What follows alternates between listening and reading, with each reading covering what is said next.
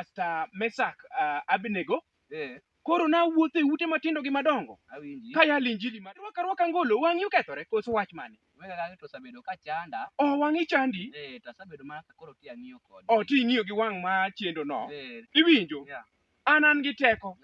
Kendo anyalo konyi. Ineno wang'i mosebedo ka chandi no. Adwa konyo ni wang'i no maber kabisa.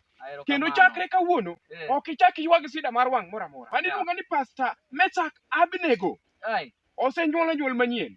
An emora ka e polo mondo abi akaw kar Sadrak, Mesak and Abednego. Mano kalo tem malich mar mach. An anyalo muomo ni mach proper gima mach nyalo timo aonge. Iwinjo? To dala ube nitiere gi kabat. Adwa ni mondo mi wil ane gi Nyasaye. Adwa ni wil gi Nyasaye. Iwinjo? To be isewinjo wer moro mawero niya, Setani nitakupiga na mawe nitakupiga, Setani nitakupiga na mawe nitakupiga.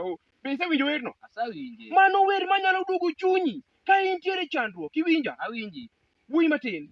Adwa konyi. To adwa ni mondo mi ibed gadier ni aja tich Jehova. Iwinjo? Kata mana dayo moro matiende okuoda buba kani. Dong koka alemo ni sani ming'eni ogona erokamano malich.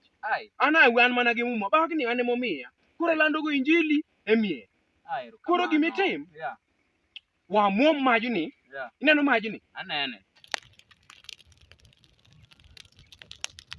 Wayor ni majni mondo ibed gadiera ni kare anyalo timo ondni gi ranyisi.